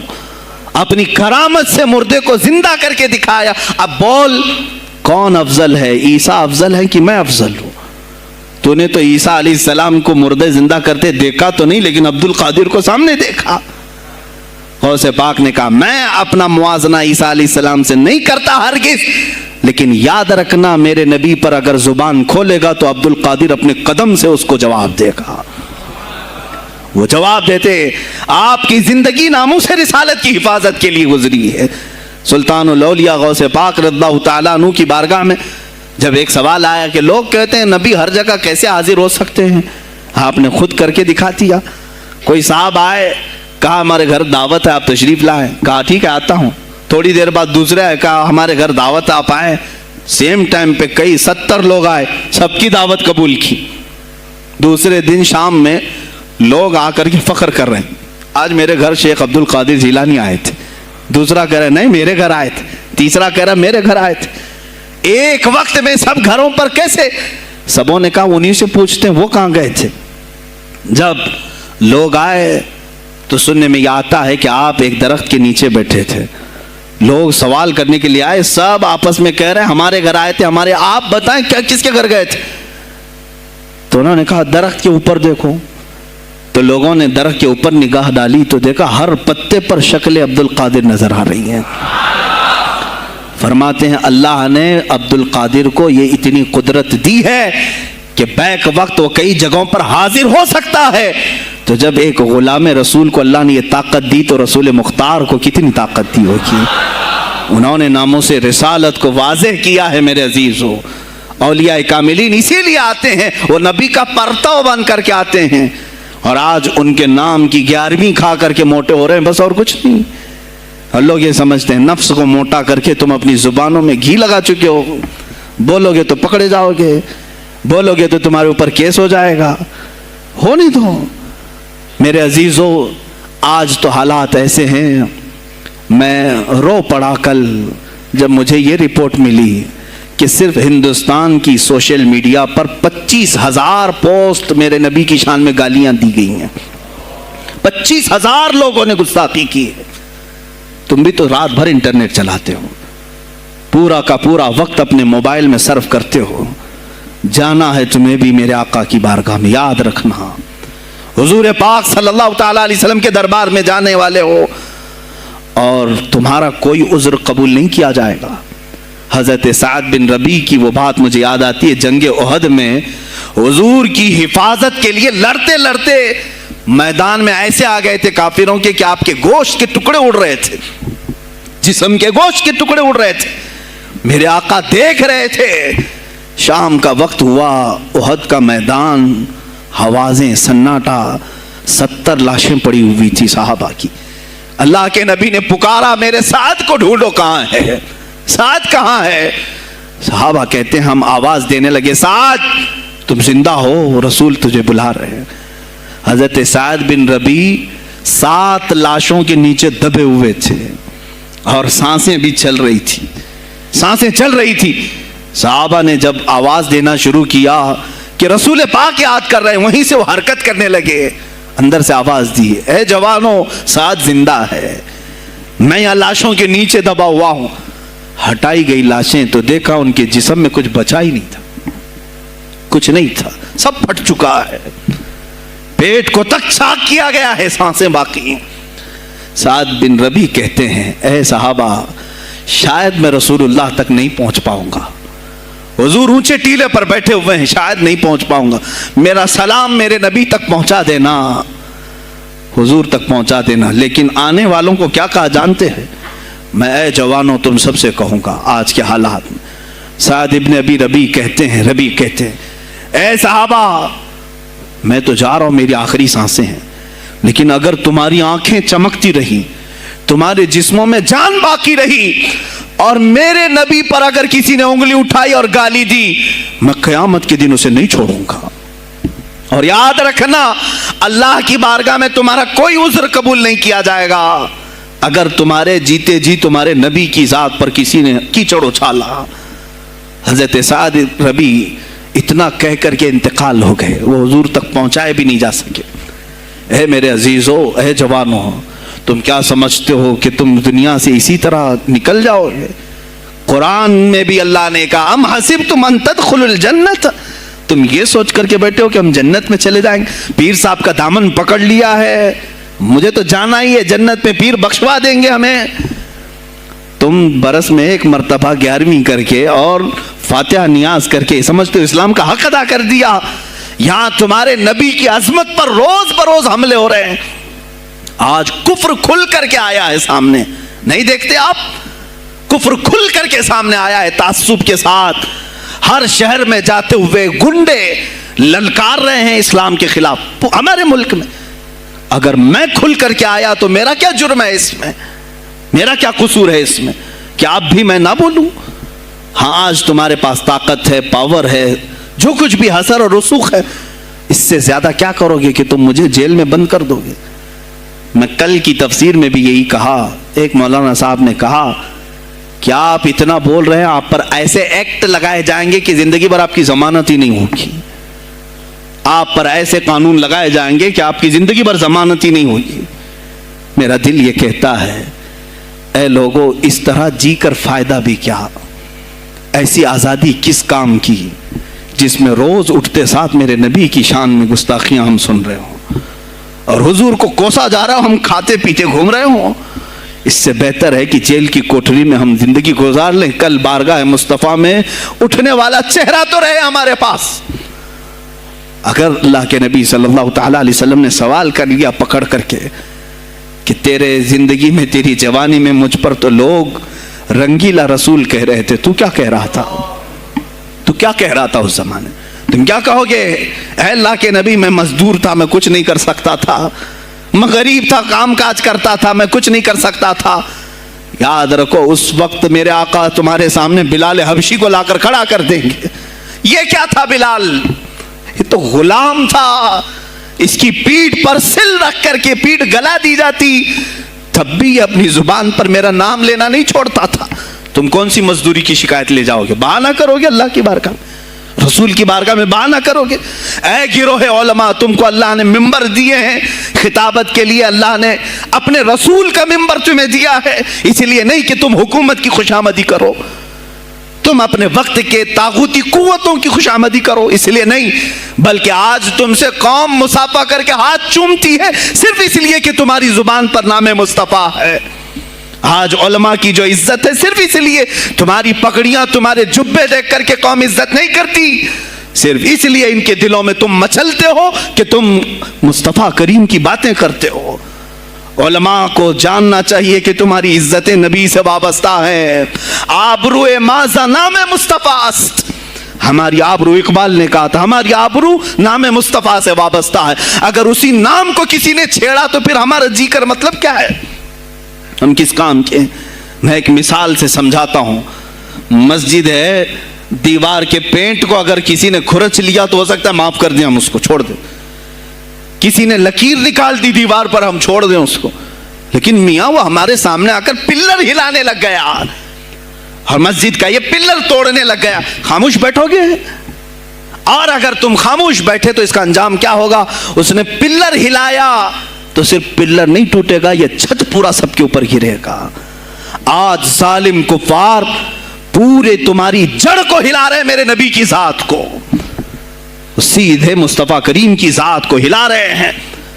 अल्लाह के हबीब सल्लल्लाहु तआला अलैहि वसल्लम की नामूस को हल्के में मत लेना मेरे अजीजों, लाखों जाने जाती हैं, जाए इस नाम पर। हुजूर अकरम सल्लल्लाहु तआला अलैहि वसल्लम की जात को हल्के में मत लेना। और अगर इन्होंने हिलाना शुरू किया है अगर हुजूर की जात पर, हैरत हो रही, 25,000 पोस्ट तुम में से किसने कंप्लेंट की है? साइबर क्राइम को कंप्लेंट कर सकते थे, हमारे जज्बात को ठेस पहुंचा है। हम आजाद मुल्क में रह रहे हैं, मेरे नबी से छेड़छाड़ क्यों हो रही है? किसी ने आवाज उठाई? कुछ हैं इल्ला माशाअल्लाह, कुछ उलमा, कुछ वकला इसके पीछे लगे हुए हैं, लेकिन मेरे अजीजों हर मुसलमान का यह हक़ है, तुम्हारी निस्बत रसूल पाक से है। अब इन्होंने हिलाना शुरू किया तो इंतजार करो, जिस दिन ये छत गिरेगी अजाब बनकर सब पीछे जाएंगे, सब उसमें गिरफ्तार होंगे। इंशाअल्लाहुल अजीज हम मुहिम छेड़ेंगे, हम मुहिम छेड़ेंगे इस बात की। अगर आज तुम कसरत में हो तो इसका क्या मतलब, जो चाहे तुम कर लोगे। हम इतने गए गुजरे तो नहीं हैं कि हमारे नबी के ऊपर भी तुम चले जाओ। हाँ, हमें रौंद दिया, हमें मार दिया, हमें कत्ल कर दिया, सब बर्दाश्त कर लिया, लेकिन अब इससे आगे नहीं बर्दाश्त करेंगे इंशाअल्लाहुल अजीज। मैं आवाज़ देता हूँ इसी मिंबर से, ए गिरोह उलमा, ए जमात सूफिया, ए खानकाह के गद्दी नशीनों, बाहर आओ, आओ हुकूमत वक्त से एक मुतालबा ये करो, ए हुकूमत वक्त के तख्त पर बैठने वालों, हमारे हिंद में पार्लियामेंट में भी ऐसा कानून पास करो कि कोई मेरे नबी की जात पर भौंके तो उसे मौत की सजा हो जाए। हम ये चाहते हैं। अगर इस कानून को तुम्हें लाने में कुछ जिंदगियों की जरूरत है तो ये फकीर हाजिर है और मेरे साथ भी कुछ तुम्हारे लिए हाजिर होंगे। ले लो हमारी जाने और एक कानून ऐसा बना दो ताकि कयामत तक फिर यहां पर कोई ना भौंके मेरे नबी की जात पर। तुम कानून सिर्फ मेरे नबी के लिए नहीं, तुम अपने देवी देवताओं के लिए बनाओ, शांति से रहो। हमने कभी तुम्हारे खिलाफ भौंका नहीं है, हमने कभी देवी देवताओं को छेड़ा नहीं है, इसलिए कि इस्लाम इसकी इजाजत नहीं देता। हम गाली नहीं देते, हम इस्लाम की हक्कानियत से बयान करते हैं, लेकिन खामोश रहने की यह सजा हमें दी जा रही है कि हमें गालियां देते देते ये अब हमारे नबी तक पहुंच गए, हमारी माँ आयशा सिद्दीक़ा तक पहुंच गए और हमारे तमाम अकाबिरीन असलाफ तक पहुंच गए। और 25 करोड़ की तादाद में खामोशी ये अच्छी नहीं है मेरे अजीजों, अच्छी नहीं है। आज अफसोस इसी बात का है जिनको अल्लाह ताला ने अपने नबी की नियाबत अता की है, वो नायब रसूल हैं या किसी खानका के गद्दे नशीन हैं।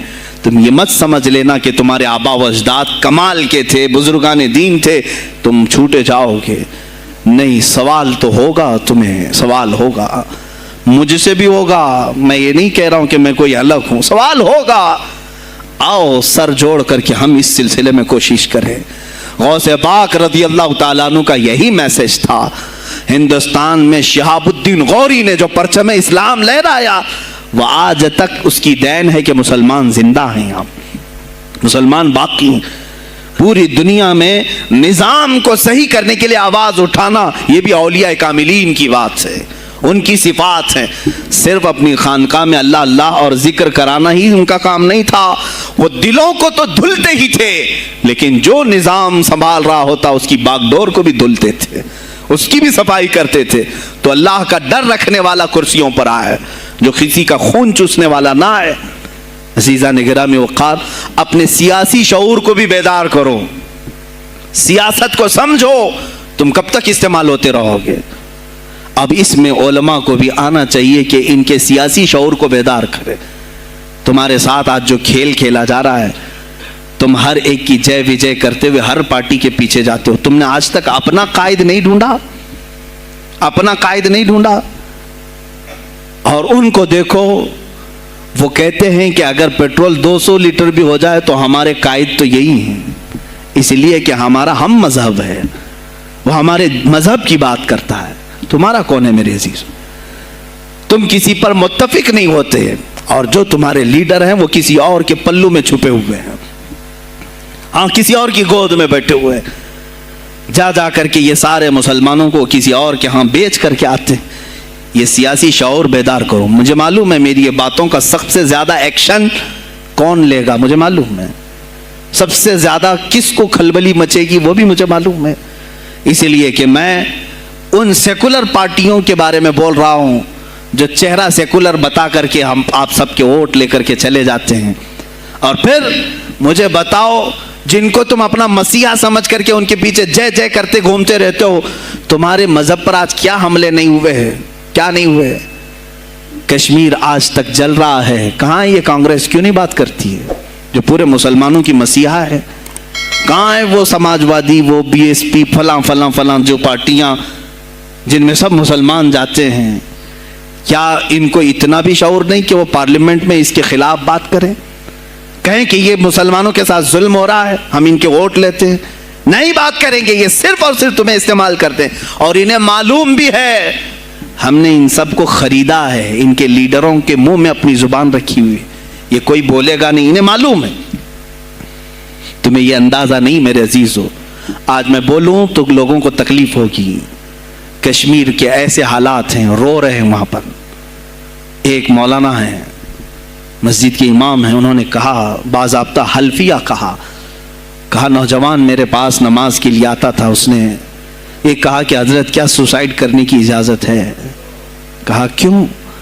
کہا میرے گھر میں کچھ لوگ داخل ہوئے، میں ان کا نام ذکر نہیں کر رہا ہوں، کچھ لوگ داخل ہوئے، مجھے ہاتھ باندھ کر کے کھڑا کیا، میری ماں اور میری بہن کو ننگا کیا، میرے سامنے کپڑے اتارے اور ان کی عزت لوٹی، اور اس کے بعد مجھے ہاتھ کھول کر کے چھوڑ دیا۔ مجھے بتائیں اس کے بعد بھی جینے کا کوئی مقصد رہتا ہے؟ مجھے بتائیں اس کے بعد بھی جینے کا کوئی حاصل ہے؟ یہ سب تمہارے ساتھ بھی ہوگا۔ جہاں میجورٹی ان کی مسلمانوں کی تھی وہاں یہ ننگا ناچ کر کے دکھایا ہے، تو یہاں تو تم بہت قلت میں ہو، تمہارے ساتھ بہت کچھ ہو سکتے ہیں، اب بھی اگر خاموش رہے۔ اسی لیے میں بار بار کہتا ہوں، اٹھو وہ گھر نہ حشر نہ ہوگا پھر کبھی، دوڑو کہ زمانہ چال اپنی چل گیا۔ تم اپنی سیاست کو منتخب کرو، تم اپنی قیادت کو منتخب کرو، اور اگر ابھی بھی سیاسی لاشعوری کی زندگی گزارتے رہو گے، لقمے بنتے چلے جاؤ گے، یہ کھاتے چلے جائیں گے۔ بات میں سلطان الاولیاء غوث پاک کی کر رہا تھا، لیکن مجھے یہ حالات پر گفتگو ضرور کرنی ہے، اس لیے کہ مجھے معلوم نہیں ہے کہ میری زبان پر کب تالے لگائے جائیں گے یا میری گردن پر کب چھری پھیری جائے گی، مجھے اس کا اندازہ نہیں۔ لیکن اے مسلمانوں، تم میری ذات سے الجھتے ہو تو الجھ جاؤ، مجھے اگر بلیم کرتے ہو، تانے مارتے ہو تو مار لو۔ چند دنوں کی بات ہے، جب تک میری سانسیں چل رہی ہیں تب تک مجھے گالیاں دو گے، لیکن جس دن میں بھی دنیا سے جاؤں گا اس دن تم ہماری باتیں یاد رکھو گے، اس دن یاد کرو گے۔ مجھے اپنے بچوں کو یہی بتانا ہے کہ اب وہ دور آیا ہے جہاں ممبروں سے بھی بولنے میں اب گھبراہٹ ہے، لوگ اپنے خوف کے مارے ایسے ہیں کہ اپنی روزی روٹی کے چکر میں میرے مصطفیٰ کی گالیاں سننا برداشت کر رہے ہیں۔ دیتا ہے دینے دو نا، ہمارا کیا بگڑتا ہے؟ इस पोजीशन में तुम आए हो आज, तुम्हारा इमाम जब इतना बुज़दिल है तो तुम्हारे दिलों में कौन सा ईमान बाकी रह जाएगा।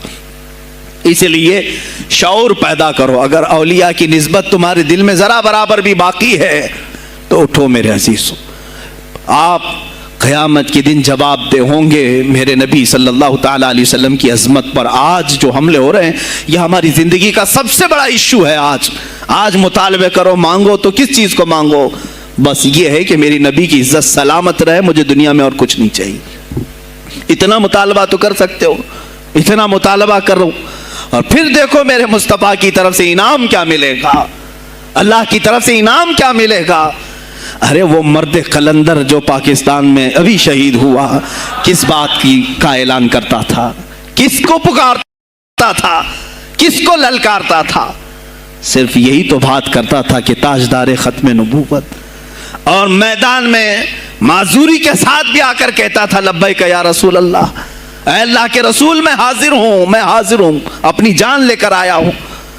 और तुम याद रखना तुम्हारी टांगें तो सलामत है, कल बरोज़ क़यामत हो सकता है तुम्हारा सामना उस खादिम हुसैन से हो, तुम्हारी टांगें देख करके पूछी जाएंगी। माजूर होने के बाद जब कोई मैदान में मेरे नबी की अजमत पर पहरा देने के लिए आ सकता है तो तुमने अपनी टांगें किस काम के लिए रखी थी? मेरे अजीजों, मैंने जितनी ताकत मुझे अल्लाह ने दी मैं बोल रहा हूं, अब इसके बाद का महाज तुम्हें संभालना है, आगे की हमारी फिक्रों को तुम्हें ले जाना है। शायद उस जमाने में हम जी रहे हैं जहां इतनी आज़ादी नहीं होगी। छोटी सी बात को आज बहुत बड़ा बना करके उसे ख़त्म किया जाता है, लेकिन मुझे अंदाज़ा है इस बात का, हिंदुस्तान की आज़ादी में भी मेरे अकाबिरीन में 30,000 उलमा ने अपनी जानें दी हैं। कश्मीर से लेकर दिल्ली तक हर दरख्त पर एक आलिम की लाश लटकी हुई थी। उनकी जानें, उनकी कुर्बानियाँ रायगा नहीं गईं। 70 साल से हम मज़े ले रहे हैं, उनकी कुर्बानियाँ हैं ये। अल्लामा फजल हक खैर आबादी को अंडमान निकोबार पूरी ज़िंदगी के लिए कैद करके ख़त्म कर दिया गया, मज़ार भी वहीं पर है आज। तो आज मुझे अंदाज़ा है अगर मैंने इस बात की शुरुआत की है, हो सकता है ये जो कुछ भी हमारे साथ करें, लेकिन मुझे मेरे रब्बे जुल जलाल की ज़ात पर यकीन है। मैं यही कहूँगा, ऐ अल्लाह, अगर हमारे मुक़द्दर में शहादत है तो इससे बेहतर कोई और मौत है नहीं। ऐ रब्बे जुल जलाल, इस हालत में दुनिया से उठा जब तू हमसे राज़ी हो। अगर तूने हमारे लिए एक लम्हे के लिए भी नाराज़ी है, मौला फिर हमें मोहलत दे दे कि तुझे राज़ी करके जाए, तुझे राज़ी करके जाए। मेरे मुस्तफ़ा सल्लल्लाहु ताला अलैहि वसल्लम को कब्र में हमें देखना है, इसलिए हम कब्र में जा रहे हैं, लेकिन इस हाल में दुनिया से जाएं कि उनकी अजमत पर कुछ बोल तो सकें, उनकी नामोस पे कुछ कर तो सकें। अजीज़ा ने गिरामी, सुल्तानुल औलिया शहंशाह बगदाद रज़ी अल्लाह ताला अन्हु की ज़ात पर जो उनकी करामात हैं वो सारी चीज़ें फिर कभी मैं ज़िक्र करूँगा। आज इसी पर मैं इख्तिताम करता हूँ। इसी पर जियो और इसी पर मरो। उन्हें जाना, उन्हें माना, न रखा गैर से खा। लिल्लाहिल हम्द, मैं दुनिया से मुसलमान गया। आज ले उनकी पनाह, आज मदद मांग उनसे, फिर न मानेंगे क़यामत में अगर मान गया। इसलिए कि रसूल पाक सल्लल्लाहु ताला अलैहि वसल्लम के सिवा कोई उस क़यामत के मैदान में तुम्हारा दस्तगीर नहीं है। जब तक वो तेरी सिफारिश न करें, अल्लाह भी तुझसे कलाम करने वाला नहीं है।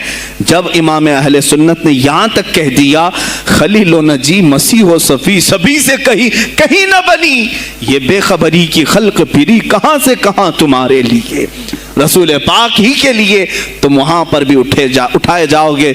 मैं यही मैसेज दे करके जाऊँगा जो मेरे मुर्शिद गिरामी ने आखिरी वक्त दिया था।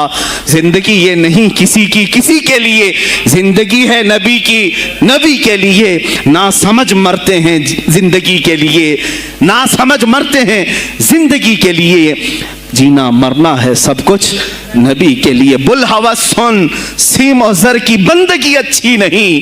बुल हवस कहते हैं हवस का पुजारी, ख्वाहिशात का पुजारी।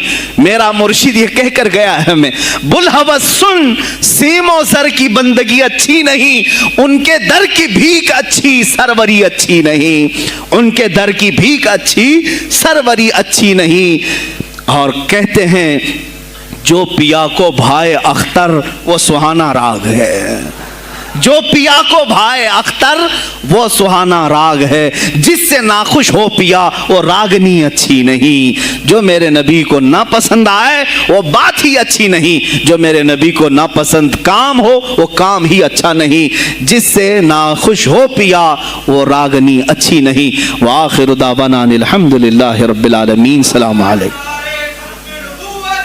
خدمت پہ لاکھوں سلام مصطفیٰ جان رحمت پہ لاکھوں سلام، شمع بز میں ہدایت پہ لاکھوں، غوث اعظم کا دیکھو ذرا مرتبہ، ایک اشارے سے مردوں کو زندہ کیا، آج بھی لوگ کہتے ہیں غوث الورا، غوث اعظم امام التقیٰ والنقیٰ، جلوہ شان قدرت پہ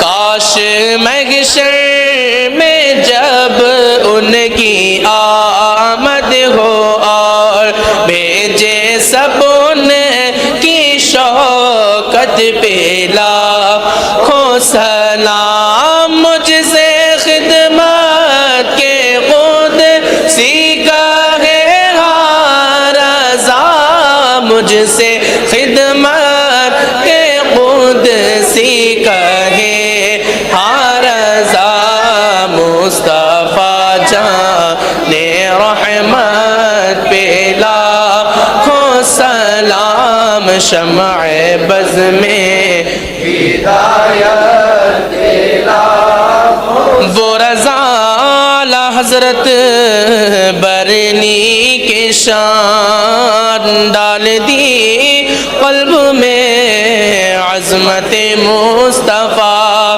جس کا سنی مناتے ہیں یوم رضا، اس امام اہل سنت پہ لاکھوں سلام، مصطفیٰ جان رحمت پہ لاکھوں سلام، شمع بز میں ہدایت پہ لاکھوں سلام، لا شرف النبی الاکرم محمد المصطفى صلی اللہ علیہ وسلم وآلہ واصحابہ واولیاء ملتہ وجميع المسلمین والمسلمات الکرام۔ الفاتحہ۔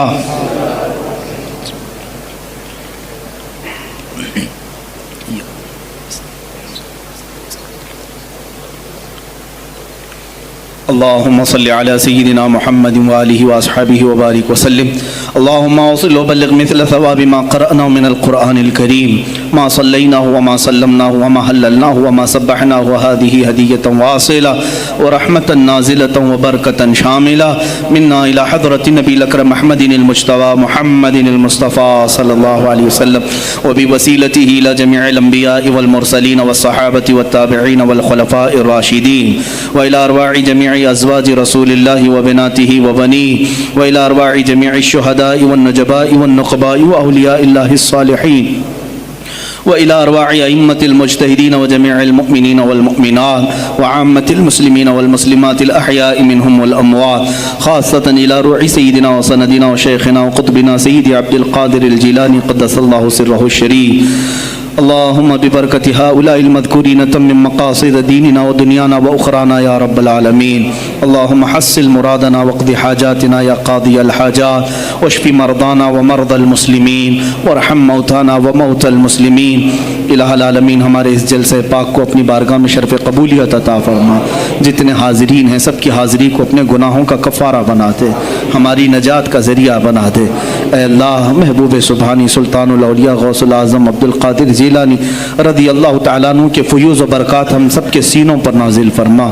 مولا ان کی نسبت آخری دم تک ہمارے ساتھ قائم فرما. اے اللہ، ہم سب یہاں پر تیرے دربار میں حاضر ہیں، کھڑے ہیں، ہم سب کو بری شرارتوں سے محفوظ فرما، نفس امارہ کی بدکاریوں سے بچا، शैतानी वसाविस से बचा। ए अल्लाह हम सबको सिरात मुस्तकीम पर चला। खल्लाक़ुल आलमीन हमारी ये जो कुछ भी ज़िंदगी गुनाहों की नज़र हो गई है, हम सबको पाक व साफ़ करके तेरे हबीब पाक की अज़मत पर पहरा देने वाली बना दे। ए इलाहुल आलमीन हम निस्बत में कादरी हैं मौला, कादरी कर, कादरी रख, कादरियों में उठा। क़द्र अब्दुल क़ादिर कुदरत नुमा के वास्ते, क़द्र अब्दुल क़ादिर कुदरत नुमा के वास्ते मौला दुनिया में भी उनके ग़ुलामों में शामिल रख, क़यामत में उनकी मुरीदों में हशर फरमा। ए रब्बे ज़ुल जलाल अहसनल खालिकीन हमारी इस फातिहा का सवाब आज खुसूसन बिलखुसूस अमीरुल मुजाहिदीन हज़रत अल्लामा ख़ादिम हुसैन रज़वी रहमतुल्लाह अलैह की रूह को नज़र कबूल फरमा। मौला उनका नेअमुल बदल उम्मत को अता फरमा। ए रब्बे ज़ुल जलाल हम में कोई मर्द मुजाहिद पैदा कर। ए अल्लाह हम में कोई मर्द मुजाहिद पैदा कर कि हमारी बुज़दिलियाँ दूर हो जाएँ। मौला हमारी खानकाहों को सही फरमा दे, हमारे उलमा के सीनों को ईमान से भर दे। मौला उनकी ज़ुबानों में क़ुव्वत अता कर। मौला सबको ईमान पे इस्तिक़ामत अता फरमा। मौला इन बच्चों को गाज़ियान इस्लाम बना दे। तेरे हबीब पाक पर मर मिटने वाला नफ्स अता फरमा। इलाहुल आलमीन हम सबको आखिरी सांस तक तेरे नबी से वफ़ा करने की ज़िंदगी अता। मौला हम सबको बेवफ़ाई से बचा ले। मौला हम सबको बेवफ़ाई से बचा ले। ऐ अल्लाह हम सबको बेवफ़ाई से बचा ले। इलाहुल आलमीन तेरे हबीब पाक का वास्ता हम सबको हर तरह के कुफ़ार और मुशरिकीन के शर्र व फ़साद से महफूज करो। इस्लाम और सुन्नियत का बोल बाला फरमा, कुफ्र और शिर्क का मुँह काला फरमा।